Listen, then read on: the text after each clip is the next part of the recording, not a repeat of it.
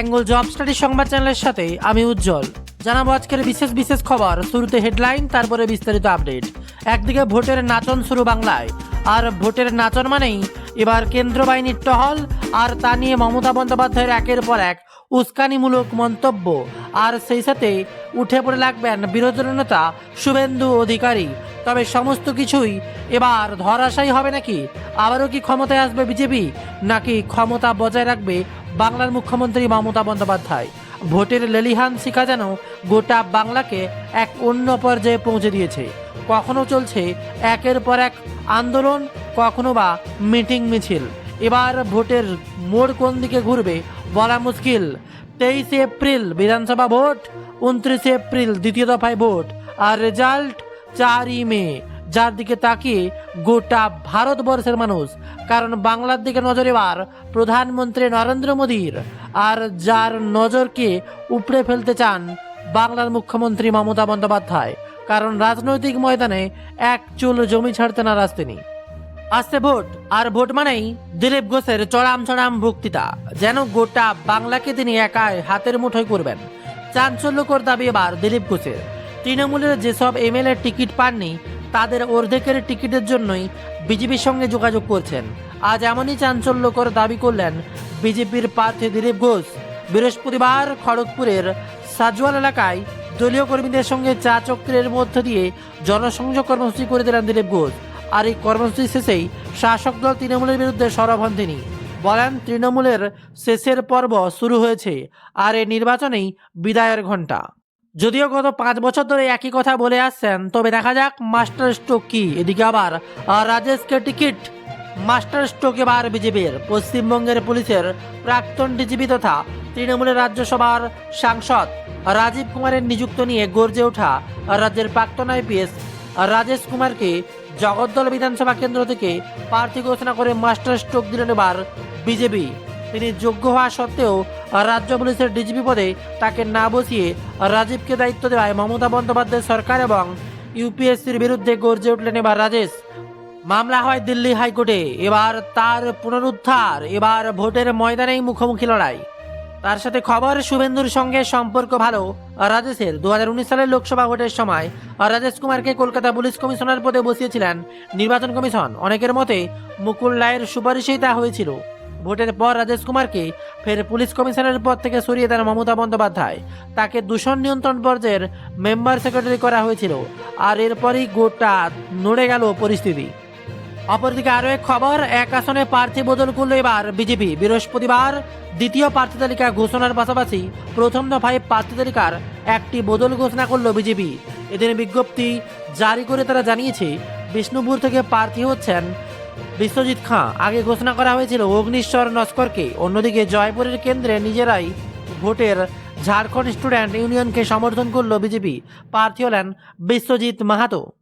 তবে সবথেকে বড় খবর, আবারও ভোটের ময়দানে শুভেন্দু দিলীপের সমর্থনে সভা প্রধানমন্ত্রী নরেন্দ্র মোদী। তবে তার আগে জানিয়ে রাখি, আপনারা জানতে পারবেন কোন দলে কে কোথায় ভোটে দাঁড়িয়েছে প্রত্যেকটা জেলাভিত্তিক আপডেট bengalJobStudy.in ওয়েবসাইটে।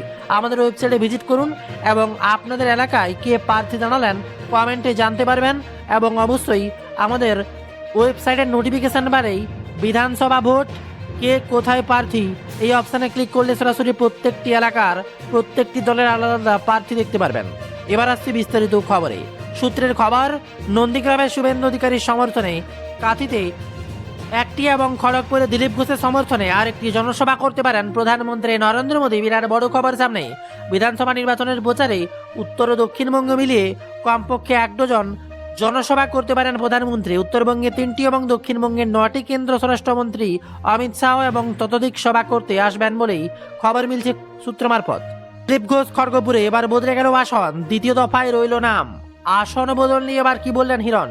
বিজেপির দ্বিতীয় দফায় প্রার্থী তালিকায় উঠে এসছে হিরণ চট্টোপাধ্যায়ের নাম। তাকে প্রার্থী করা হয়েছে শ্যামপুর থেকে। আসন বদল নিয়ে হিরণ জানালেন, আমি তো পশ্চিমবঙ্গের হয়ে লড়ছি, অসম বা বিহারের লড়ছি না। পশ্চিমবঙ্গের যে কোনো জায়গা থেকে যে কোনো ব্যক্তি লড়ে নরেন্দ্র মোদীর সুশাসন প্রতিষ্ঠা করবে, এটাই চাই। উল্লেখযোগ্য, তার জেতা সিট খড়গপুর সদরেই এবার বিজেপি প্রার্থী করা হয়েছে দিলীপ ঘোষকেই। যেখানে খবর আসছে আজ বৃহস্পতিবার থেকেই রাজ্য জুড়ে কাজ শুরু করছেন অবজারভার। 294 জন জেনারেল অবজারভার থাকছেন বাংলা নির্বাচনের কাজে। পাশাপাশি আসছে পুলিশ অবজারভাররা। আজকের মধ্যে এবার সংশ্লিষ্ট জেলায় যাবেন আধিকারিকরা। যেখানে পশ্চিমবঙ্গ সহ দেশের 4 রাজ্যে এবং কেন্দ্রশাসিত অঞ্চলের বিধানসভা নির্বাচনের জন্য 25 লক্ষেরও বেশি কর্মচারী নিয়োগ করেছে নির্বাচন কমিশন। তার মধ্যে রয়েছে কেন্দ্রীয় পর্যবেক্ষকরা। কমিশন জানিয়েছে মোট 832টি বিধানসভা অঞ্চলের ভোটের সময় 1111 জন পর্যবেক্ষক নিয়োগ করা হয়েছে।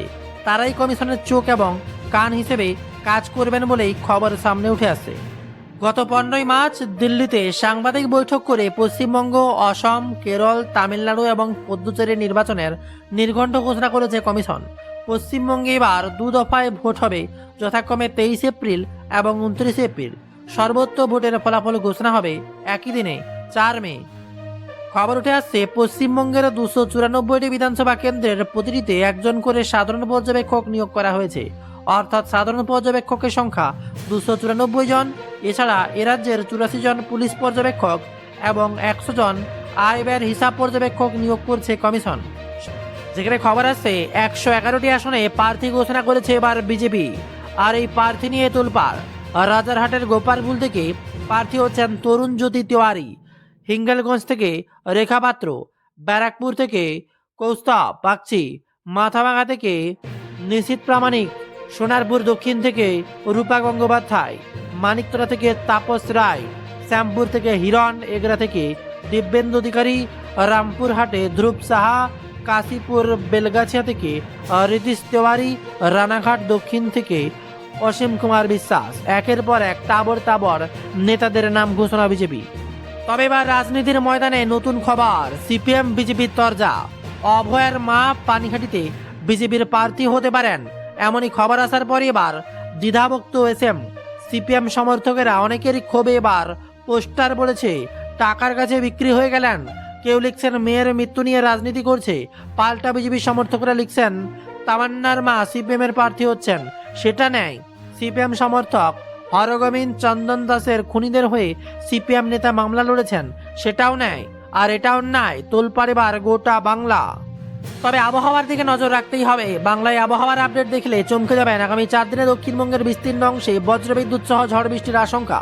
ঝড় এবং শিলাবৃষ্টি হতে পারে বলে জানিয়েছে আবহাওয়া দপ্তর। ঝড়ের গতি পৌঁছে যেতে পারে 60 থেকে 70 কিলোমিটার প্রতি ঘন্টাতে। উত্তরবঙ্গে ভারী থেকে অতি ভারী বৃষ্টির সতর্কতা জারি করা হয়েছে। সেই সঙ্গে উত্তরের জেলাগুলিতে হতে পারে শিলাবৃষ্টি। আপাতত একাধিক জেলায় কমলার সতর্কতা জারি করেছে হাওয়া অফিস। কলকাতাতেও এবার বৃষ্টি হবে বলে জানিয়েছে। বিরাট বড় খবর সামনে। আর Bengal job study website visit করুন, দেখে নিতে পারবেন সেখানে বামেদের আরও 32 জনের প্রার্থী তালিকা, কোথায় কাদের নাম প্রকাশ।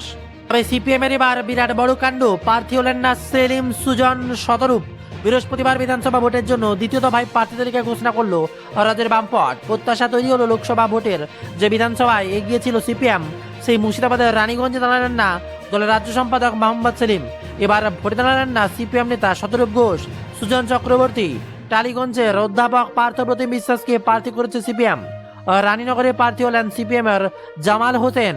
যেন নতুনদেরকে এবার টেনে আনছে সিপিএম। আর দিকে আবার মমতা বন্দ্যোপাধ্যায়ের বিরাট বড় বার্তা। ভবানীপুরে বৈঠকের মাঝে এবার ফোন মমতার। ভবানীপুরে নির্বাচনের রণকৌশল তৈরি করতে শুরু করে দিয়েছে এবার তৃণমূল কংগ্রেস। বৃহস্পতিবার বৈঠকে বসছে তৃণমূলের নেতা সুব্রত বক্সী। ভবানীপুর বিধানসভা কেন্দ্রে সমস্ত কাউন্সিলর সূত্রের খবর, এদিন বৈঠক চলাকালীন ফোন করেন খোদ বাংলার মুখ্যমন্ত্রী মমতা বন্দ্যোপাধ্যায়। তিনি খোঁজ খবর নিয়েছেন। সূত্রের খবর, তৃণমূল ডোর টু ডোর প্রচারে জোর দিচ্ছে। নেতৃত্বের নির্দেশ, প্রয়োজনে একই বাড়িতে 10 বার প্রচার করতে হবে। মমতা বন্দ্যোপাধ্যায়ের একটাই নির্দেশ, যেন তেন প্রকারে ভবানীপুর যেন আমার হাতের একটা কোণা না যায়। অপরদিকে আরও কিছু খবর, সিভিক ভলেন্টিয়ারদের বোনাস বাড়ালো রাজ্য। এবার সিভিক ভলেন্টিয়ারদের জন্য অতিরিক্ত বোনাসের পরিমাণ। পশ্চিমবঙ্গ সরকার 2025-26 অর্থবর্ষে সিপিএম ভলেন্টিয়ারদের জন্য বার্ষিক অ্যাডহক বোনাস 7,400 টাকা ঘোষণা করেছে। নবান্ন থেকে জারি করা হয়েছে একটি নির্দেশিকা। আর সে সিদ্ধান্তের কথা জানানো হয়েছে, এই সিদ্ধান্তের আওতায় পড়ছেন পশ্চিমবঙ্গ পুলিশ, কলকাতা পুলিশ, গ্রাম পুলিশ ভলেন্টিয়াররা। রাজ্যপালের অনুমোদন ক্রমেই এই সিদ্ধান্ত কার্যকর, যার ফলে আবারও বেতন বৃদ্ধি। বিরাট সুখবর তাদের দৌড়ে। এদিকে আরও এক খবর সামনে উঠে আসছে, বাদ পড়তে পারে প্রায় 8 লক্ষের বেশি নাম। আগামীকাল রাজ্যের প্রথম অতিরিক্ত ভোটার তালিকা প্রকাশ করা হতে পারে। তার আগেই আজ উচ্চ পর্যায়ের বৈঠক ডেকেছেন কলকাতার হাইকোর্টের প্রধান বিচারপতি সুজয় পাল। নির্বাচন কমিশন সূত্রে খবর, প্রায় 60 লক্ষের মধ্যে এখনো পর্যন্ত অত্যন্ত 23,30,000 বিবেচনাধীন ভোটারের নামের নিষ্পত্তি হয়ে গেছে। সূত্রের খবর, প্রথম দফায় অতিরিক্ত ভোটার তালিকা বাদ পড়তে পারে প্রায় 8 লক্ষ নাম, আর তারপরই তোলপাড় গোটা বাংলা। তবে বিধানসভা ভোট যখন দোরগোড়ায়, কে আসছে ক্ষমতায় জানাবে বাংলার জনগণ। 4 মে তো আসল ভোটের রেজাল্ট, তার আগে বাংলার জনতা জনার্দনই আসল কথা বলবে। অবশ্যই কমেন্টে লিখে জানাবেন আপনার মতামত। বাংলার বিধানসভা ভোটে এবার কোন দিকের পাল্লা ভারী?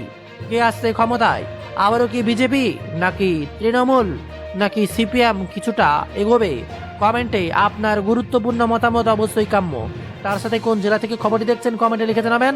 আর সেই সাথে আপনি কোন কোন প্রকল্পের টাকা পেয়েছেন এবং কোন কোন প্রকল্পের টাকা পাননি, অবশ্যই তা নিয়ে কমেন্টে লিখে জানাবেন। আর যারা এখনও সাবস্ক্রাইব করেননি, please subscribe our channel and press the bell icon and like our video everyday latest update. আর তার সাথে যারা বহুদিন থেকে জুড়ে রয়েছেন আমাদের সাথে, অবশ্যই শেয়ার করে দিন ভিডিওটি, প্রত্যেকের কাছে পৌঁছে দিন এ ধরনের লেটেস্ট খবর প্রতিনিয়ত সবার আগে পাওয়ার জন্য।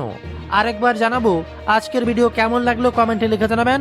আর তার সাথে আপনার মতামত, কোনো প্রকল্প কিংবা কোনো অনুদানের আপডেট জানতে চাইলে কমেন্টে জাস্ট লিখে জানাবেন সেই প্রকল্প কিংবা অনুদানের নাম, তাহলে আপনার এলাকা ভিত্তিক বিস্তারিত তথ্য জানিয়ে দেবো।